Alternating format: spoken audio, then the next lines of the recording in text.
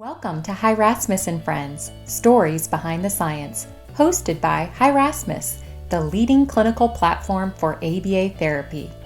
Each episode highlights inspiring stories from experts and individuals with unique perspectives. Join us as we explore valuable insights and foster empowerment within the autism community. Hello, and welcome back to Hi Rasmus and Friends, Stories Behind the Science.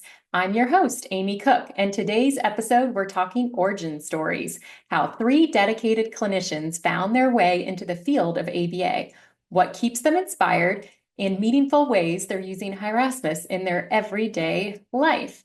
So whether you are a new ABA or longtime professional, we hope these stories spark connection, reflection, and maybe even a little inspiration. Let's dive in. Thank you all so much for being here today. Let's just start with some brief introductions. Maybe Sean, you can kick us off and just tell us your name, location, and what you're currently doing for work. Fantastic. Thanks for having me on, Amy. My name is Sean Yocum. I'm a BCBA LBA in Hickory, North Carolina, and I am the CEO of Hickory Learning Group, which is a group here in rural North Carolina that does CEU content, podcast, ABA therapy, parent training, school consultation, just all things applied behavior analysis. Love it. Thanks so much for being here. Mindy, you want to give a brief introduction? Thank you so much for having me. I'm Mindy Rothstein. I'm in Michigan. I'm a BCBAD, LBA. I own the Behavior Guru. We're a small but mighty company that service schools, but also all naturalistic settings. We have a clinic and service in-home and the community. Awesome. Love looking at your work from the Behavior Guru. And Ian, if you can give us a little introduction. Hi, everyone. Thanks for having me here as well. My name is Ian Santus. I'm the Chief Operating Officer and co-founder of Akoya Behavioral Health. We are located in Michigan as well. We have services both in-home, in-school, in community, and in clinic in the Metro Detroit area, as well as on the west side of the state near Grand Rapids. I'm a board certified behavior analyst as well. Awesome. Thanks so much for being here also. Okay, well, we will take a look into finding out the interesting and unique ways that each of you kind of found your way into your career in ABA. And we'll go ahead and have Sean kick us off again if you want to share your story. Absolutely. So here's the raw version. I didn't find ABA. ABA kind of found me through the chaos of my real life. So I grew up watching my brother, autistic, misunderstood, basically treated kind of like a problem to be managed instead of a person to be understood. Every school, every therapist, every support plan, missed the mark because this was like 1990s when we were going through this in New Jersey. Basically, saw a system trying to shove them into boxes because there were no real individualized curriculum. There was no real ABA interventions. And then he finally got ABA therapy. And I'll put that in quotes too. Wasn't the ABA that we're used to now. So even as a kid, I remember thinking like there's got to be something better. Like why is my family not getting the help? Why are they not being taught? Why is nobody coming in here and actually teaching them how to help my brother? But yeah, we're being told that he's making progress in the school setting. So fast forward, I kind of grew up and, jealous of Ian's background here, but I became a professional straight out of being in a progressive hardcore band. So I was in a rock band touring the country, recording albums, and it was cool. That early 20s of my life, but then I got to get into that frontline work, just having the experience with having my brother. I was loving it because I was getting punched in the gut by it because I saw what was actually working, like in the field, and what didn't work, and how fragile it all was when I was witnessing other people my age just kind of showing up to collect a paycheck instead of helping to build something meaningful in these individuals' lives. And then from there, I got kind of thrust into an opportunity to get into crisis management because I was really good with de-escalating and helping individuals in a crisis moment, and that was in a private school up in New Jersey. And there, I was teaching teams how to keep kids safe without resorting to fear and control. And that's when I realized, if I'm gonna be able to change anything, I have to go back to school. I was kind of avoiding it because I was, touring the country, doing the band thing. And then pandemic happened, went back to school, got the master's degree, became a BCBA. And it wasn't because I thought I could have this like cushy leadership title and like sit in the back seat and like watch people work. It was because I wanted to basically burn the current rule book and bring ABA back to what I think it should be and what it could look like when it's done with empathy, intensity, and actual skill. And Love here I it. am. Yeah. So can I ask, how is your brother doing today? I'll stay raw, terrible. Oh, Honestly, lives at home, still needs support, not independent, needs my mom and dad to take care of him. I think it's just a product of not getting the support that they needed. And then, I'm going to be critical of my parents too, not actually, when they did get help, actually listening to the suggestions. Um, and it's kind of sad because I don't want to ever see a family go through that. And mhm. it's also why I'm such a huge advocate for family and caregiver involvement and wanting to help yourself as well and wanting to learn as much as possible. And, that's where my advocacy is with Hickory Learning Group. It's we're going to help you out only if you're going to help yourself, because there's hundreds of kids, thousands of kids on wait lists for all other companies. And I would rather dictate and dedicate my values of knowing that that's how I want to serve the population to holding parents accountable as well and making sure that we're helping the families that want to help themselves too. Well, thanks so much for your honesty and sharing that, Sean. And I just know that your personal connection is going to help you help families so much, especially with that early intervention. So thanks. Mindy, you want to share how you found your way into the field of ABA? Absolutely. Mine started at a ripe age of 16. It was unusual. My high school history teacher asked me to come work at a camp with her. I had no idea what it was all about. It's called SCAMP.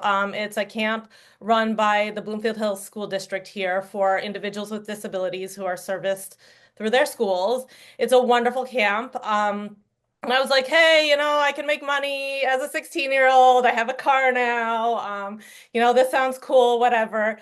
And then come meet these kids who have autism, and they're saying these things, and they're having these behaviors, and I'm like, what is happening here? But I love it. It's so cool. And I did it every subsequent summer.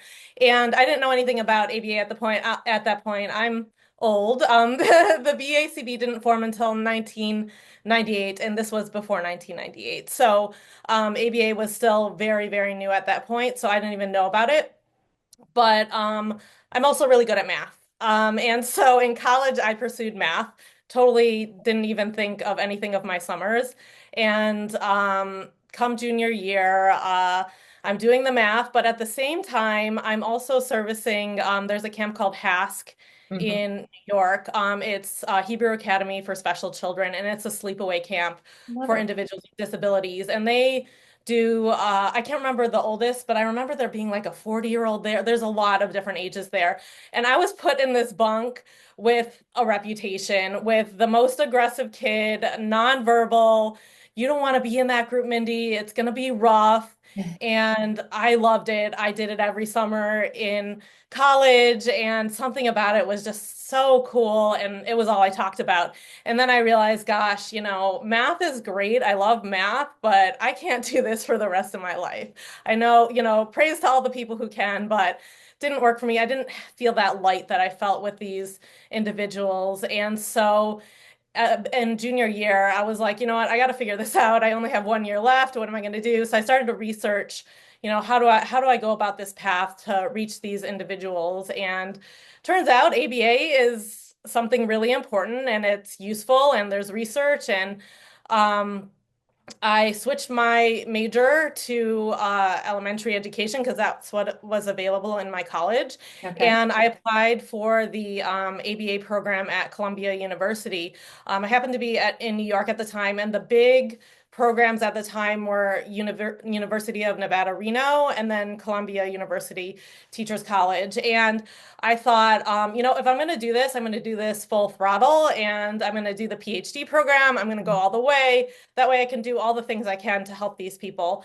And so I applied for the PhD program, got in, and never looked back, honestly. It was such a great choice. And when I set foot in my first practicum, and the way that it works in that program, it's very different than now, is that we worked full time in ABA schools. And then after school, we went to class. So it was literally a hands-on experience of ABA throughout my schooling. And I knew that it was for me. When I hit that extinction burst, I went outside and cried like, oh my gosh, what is happening here? Everyone has that ABA moment, right? Oh, yeah. And I realized when everything turned around that this is what I'm doing it. I'm doing it. This is why it's for me. I love it. And I see the turnaround and I'm just going to keep on going. So yeah, that's how I got to ABA. Love it. Very inspiring. So I have to talk about your math background a little bit because I've got to imagine that helps out in our field some. And I'm just thinking about when you were prepping and studying for that board exam, you must have been one of the few people that was not sweating any of those IOA formulas. Those were probably your give me questions. Have you found that the math has helped you out at all in ABA? Oh, definitely, definitely. Yeah, for sure. I love the numbers. I love seeing all the details within the numbers. It's definitely helped. Awesome. Well, thanks for sharing your story. And last but not least, Ian, if you want to tell us about how you got into the field. Yeah, I guess I'm kind of lucky to be third here because I feel like my story is like connecting both of them in some Oh, form or okay. fashion, I suppose. Sean, I love that you said that, you didn't find ABA, but ABA found you. I've been trying to figure out how to explain my origin, and I feel like that captures it a little bit more. But when I was, I don't know, 10 or 11, a family member of mine, he was getting his pilot's license and actually took me up in a really small little Cessna airplane. And we're flying out there, and I just kind of fell in love with aviation as a field. I'll come back to this more, but like there's a lot of numbers in aviation. And I just fell in love with it. And from that day forward, I had started dreaming of being a pilot. In Western Michigan, I'm from Michigan. Western Michigan has one of the best aviation programs in the country. So bought my Western Michigan hat when I was, I don't know, 12 or 13. And it was my college of choice long before I had really decided much. But long story short, when I got into Western Michigan, I was through most of my pilot's ratings as far as I could at that point in time in my life. And I was, freshman or so, I want to say, at Western Michigan, and I had some medical complications. And long story, lost vision in one of my eyes, and I could not pass a medical exam to fly commercially. So I'm sitting there with my whole life kind of been dreaming of this moment, and then it was like, oh no, now what happens? So I'm looking around Western Michigan, and I've got to switch my major, similar to Mindy, make a decision, right? And what is Western Michigan known for? Well, they've got a business college. That sounds boring. And they've got a psychology program and this ABA thing. I don't really know what that means. And this was back in 2001, 2002. So it was still a very young field. And so I decided to make the switch over from aviation to psychology with an emphasis on applied behavior analysis. But as a young individual, I'm kind of going, all right, psychology. I think I know what that means. So I'll never forget this moment, but I'm sitting in a class with Jim Carr, who's the professor there, and he's talking about reinforcement and extinction and consequences. And I'm like, this doesn't feel like the psychology that I thought I was signing up for, right? When we think of the word psychology, it's like, what are these reinforcement things? And what does all this mean? But there was a moment in that class where he was talking about how explaining how all of us were kind of sitting in our chairs, and there's a reason for us sitting in those chairs besides the classroom rules, but because of the natural contingencies that exist, reinforcement for comfort and things of that sort. And I kind of started thinking, you know what? This makes a lot of sense to me because there's human behavior that is super duper complex. And when you're in aviation, everything is described in numbers, airspeed, altitude, all of these different things. There's math, there's numbers. But when you think about human behavior and it's so complex, and someone can sit there and explain it with numbers and math and data and graphs, I just kind of went, okay, this feels like a segue of my life moving into a completely new path. Well, then I don't know, a sophomore or so, maybe a junior. I can't remember. It's a long time ago. At Western Michigan, and I sit down with Dr. Richard Malott, and I ask him, what are people doing with an ABA degree, like what does this stuff actually mean in the real world for roles? And he says, well, there's a lot of upcoming research and work and time being dedicated to individuals with developmental disabilities. And if this is something you want to pursue for a career, you've got to go to this school. At the time, it was called Croydon. If anybody else is familiar with Western Michigan, it's changed names a few times. But I joined this program, Croydon. It's a school. You know, there's traditional education happening. There's OT. There's speech, and then there's this ABA department, kind of in the basement almost. And I sign up. I go to my first day, and I'm working with this kid, and we are teaching him sign language. And this kid, very non-vocal, no mode of communication, lots of tantrum behavior. And like Mindy, I'm kind of sitting there looking at this going, I don't know what to do with this. Like, someone show me what's up. And so the BCBAs that were there start teaching, how to apply these reinforcement contingencies. And that first day, we're teaching him the sign for more. Yes, don't judge me. This is a long time ago. And he starts learning to use more to request more time in his wagon. He loved riding around the school in his wagon. And I'm literally watching as this child is learning language and the tantrum behavior is going down. And keep in mind, he did bite me that first day. It was, that's just kind of part of the job, right? But he bit me that first day, but he's learning to use this language. And right there in front of me, I'm watching tantrum behavior decrease. I'm watching this kid learn to express his wants and needs. And I couldn't wait for his parents to pick him up. Because when they got there, I said, you got to come here. We'll check out the wagon. We go hop in the wagon. And we're all just kind of sitting there having a brief staring contest. And then he starts signing more. And boom, their son is communicating for the first time really ever. That was a huge moment for me that made me realize that even though human behavior is so complex, tying math to it and tying all of these strategies that I accidentally found, and the power it brings to the families and that kid just was life-changing for me. And that was 20 some years ago. And here we are with a career made out of kind of accidentally finding ABA, I suppose. I love it. It's definitely like when one door closes, another door opens, and you never know where life is going to take you. I do have to ask, and someone might think aviation and AVA, very different, but I am curious, have you had any clients that have had a preferred interest in aviation that you've been able to just knock their socks off? Or have you maybe had a family that was preparing for traveling and their child was going to be on a flight for the first time? Has aviation carried into your new job at all? Not new, but your current field. I mean, I've definitely worked with plenty of families that were worried or anxious about a flight for a vacation or something like that, where some of my aviation knowledge has come into play. But there's one particular circumstance. I worked with a lot of TRICARE families, military families, for a number of years, and one of the kids, his father was flying. He was flying for the military, and when he found out that I was previously a pilot, we really developed a strong relationship and rapport through discussion about how airplanes work and how flight works and things of that sort. And it was a really great connection for me to be able to find a way to then be able to do the therapy that we needed to help him. He looked to me as a friend at that point in time. Awesome. I love that.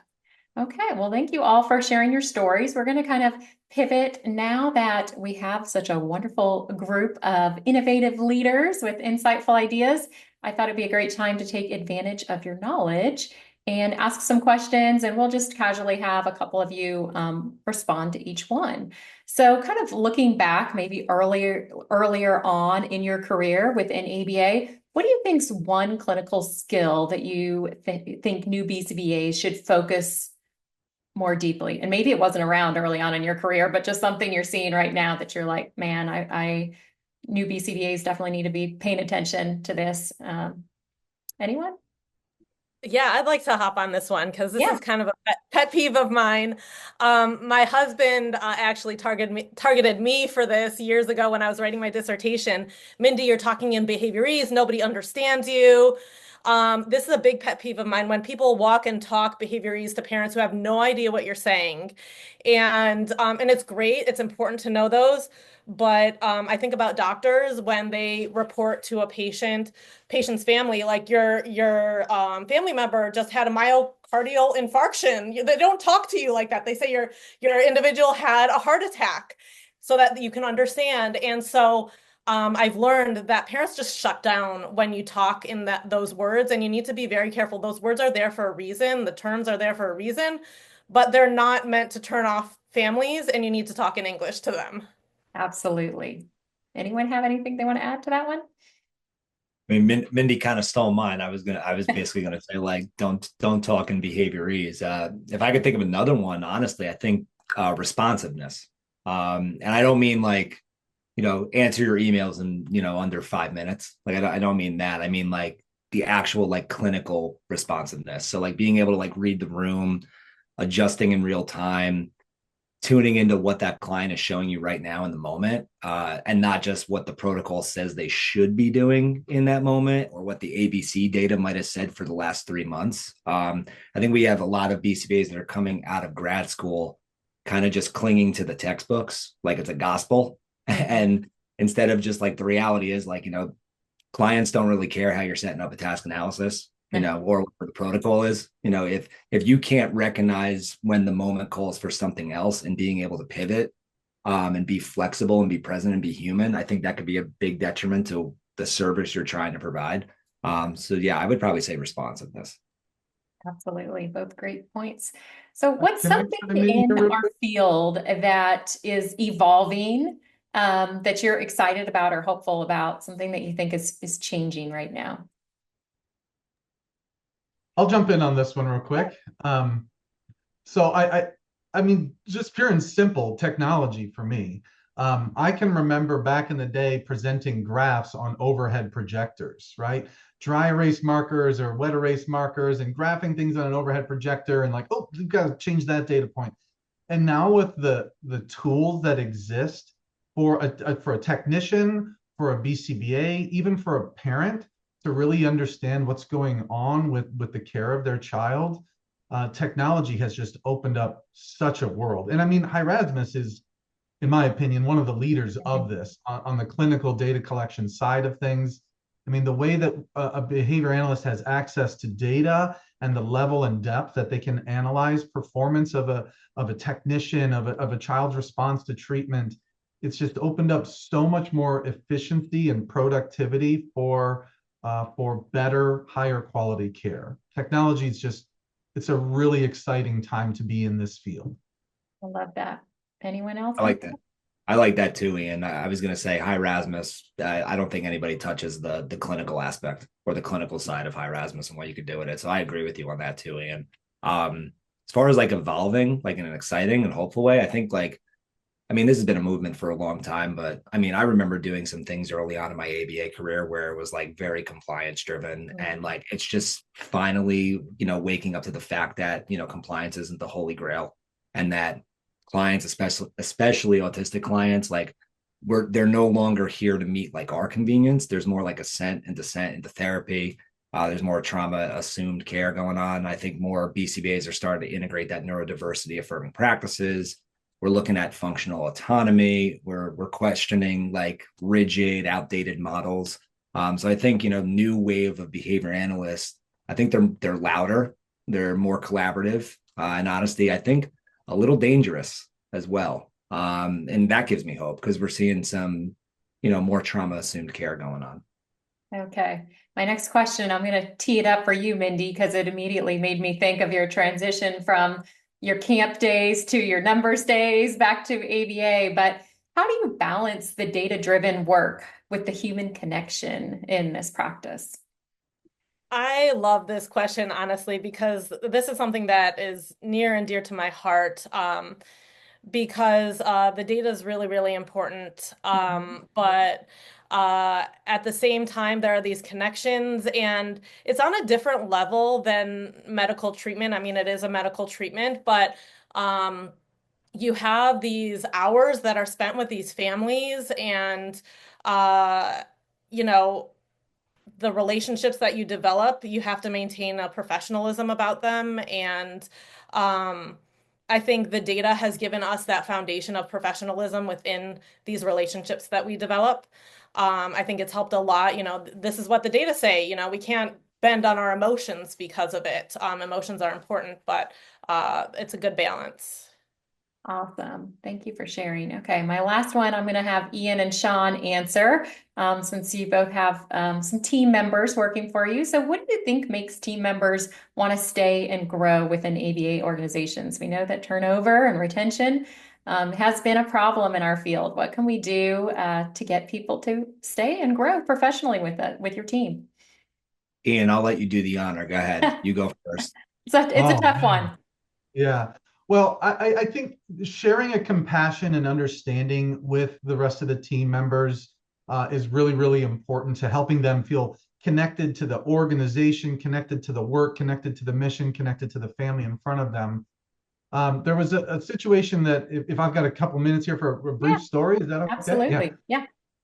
So I was working with a child in Dallas area. I had a clinic down there, and yeah, every time I would show up to this clinic, this kid had my name. He knew how to really work the system and kind of beat me to everything. And I had arrived that day with a really great idea of how we were going to address his elopement behaviors.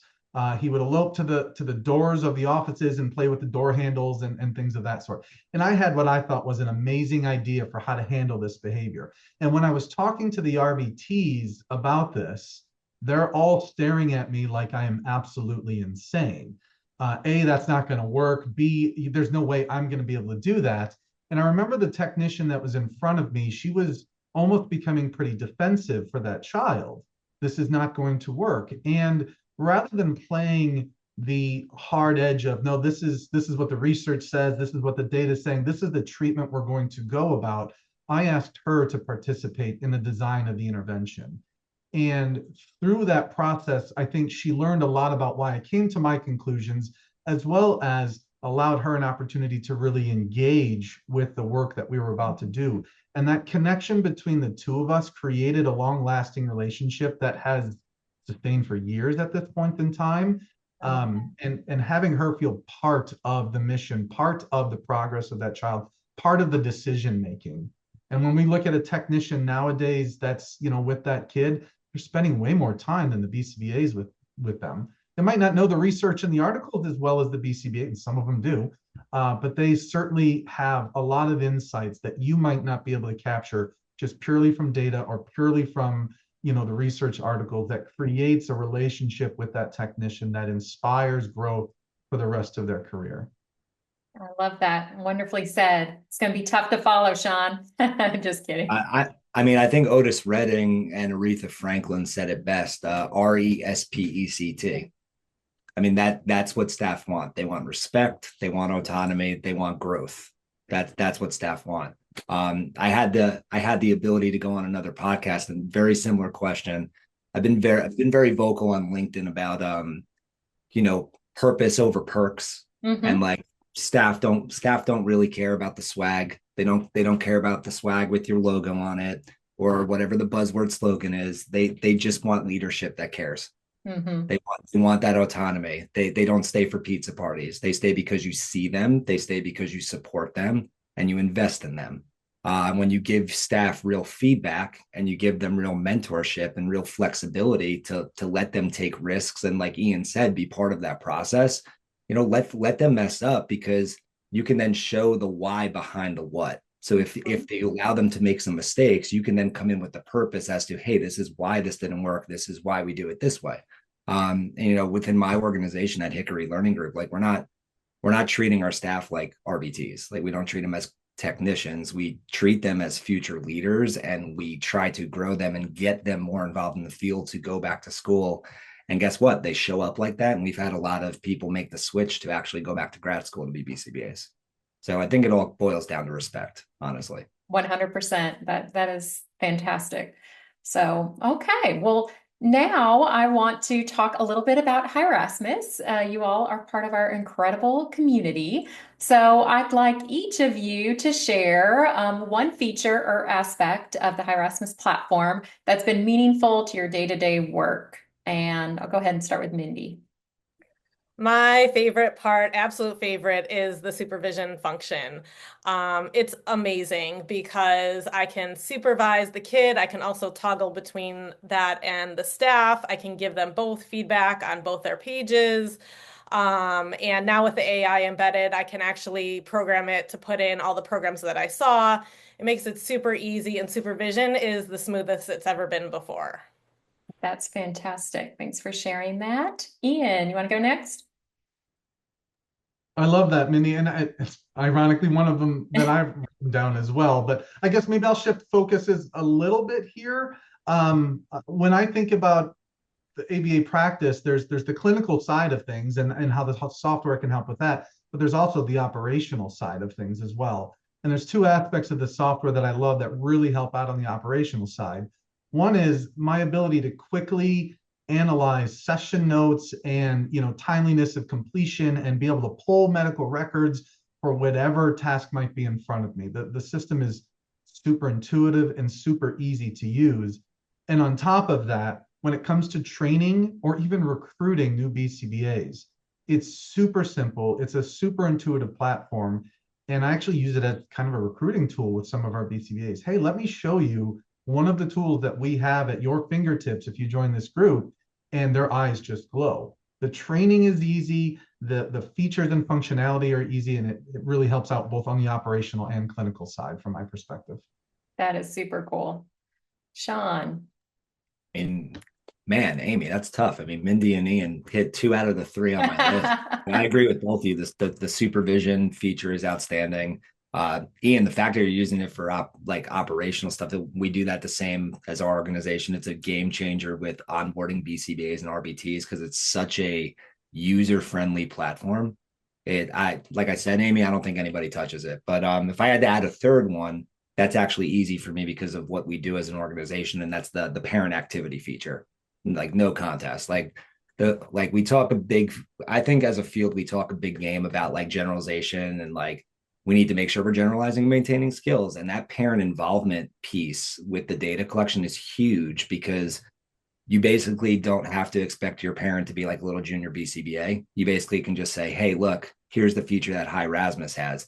Go in there on your time, collect data in real time, in real life situations, when you're brushing teeth, when you're managing a transition, when you're in the grocery store, pull out your phone, collect the data, write me a little note, take me a video, take a photo. It's actually not just check boxes with parent training. It's like meaningful, trackable feedback that helps with generalization. And I think it's such a unique way of using the platform. Absolutely. I love all of those aspects. Okay, well, thank you all so much for sharing that. We like to end our podcast by focusing on our company slogan. So our slogan is focus on the child in front of you. We like to take a little bit of a different spin on it and have our podcast guest think about either your own children, or if you don't have children, the children closest to you could be nieces, nephews, friends, family member, but I'll have you just each answer, what does that mean to you personally? So anyone want to go first? I'd be happy to go first. Yeah. So as a business owner, I get this all the time from my kids. Mom, get off your computer. We're right here. Come play with us. And the truth of the matter is it's very truthful what they're saying, because we live in this world full of technology and all this exciting stuff that's happening, but real life is these human interactions with our family members, with our children. And those are most important. You can't buy time. Time is not going to come back. And the only way you can, make the most of it is have those personalized interactions with your family members. So that's what it means to me. Love it. Thanks for sharing, Mindy. Sean? I mean, if I'm talking about my own kid, I think I sometimes get into a habit of like comparing and things like that. So I think it would mean like, stop spiraling about what your kids should be doing and quit comparing them to everything you're seeing on social media, the facade of social media, like, look what my kid did. He won first place at this. It's like, no, just focus on your child is right in front of you. They're there. It's raw. It's real. Build that relationship, and just show up for them. Validate their feelings. Get on the floor and play with them. Even if you stink at it, just figure it out. Get on the floor and play with your kids, because that's the stuff they'll remember. They'll remember the relationship you're building with them. Absolutely. I love that, Sean. Ian. Yeah, I would probably share something similar here. I have two kids, one with special needs, and in a conversation with some of his supports, there was a moment for me that really made me think about this as both a behavior analyst and as a parent, which was, hey, here's his drawings, here's his writing that he's doing in his kindergarten classroom, and our question was, well, is this lining up with where he should be? And her response was, why does that matter? He did this. He's proud of this. He accomplished this. This is his interpretation. This is his work. Let's celebrate that. And I think there's a lot about how a BCBA or a technician can react to a child in front of them that maybe they got an error on the trial, it required an extra prompt, and that's data. That's great. But that's not the kid. The kid did whatever they did. They performed at a certain level, and we need to celebrate that. Even if they chose the wrong color to color in their picture, that's what they did. And making sure that child sees you and you see them for who each of you are, that's really, really important. I love that. I love all of those. Thank you all. Thank you guys so much for being here today, sharing your stories, your insights, and your experiences to us. And thank you everyone for listening. If you'd like to learn more about the Hi Rasmus platform or join our growing community of passionate professionals, head over to hirasmus.com or find us on LinkedIn or in Facebook. And finally, we leave you with a reminder that drives everything we do here. Focus on the child in front of you. Until next time, stay focused and take care. Bye. Thanks for joining us on Hi Rasmus and Friends, Stories Behind the Science. If you enjoyed this episode, please subscribe to our podcast and leave us a review. Your feedback helps us continue to share inspiring stories and foster empowerment within the autism community. See you next time.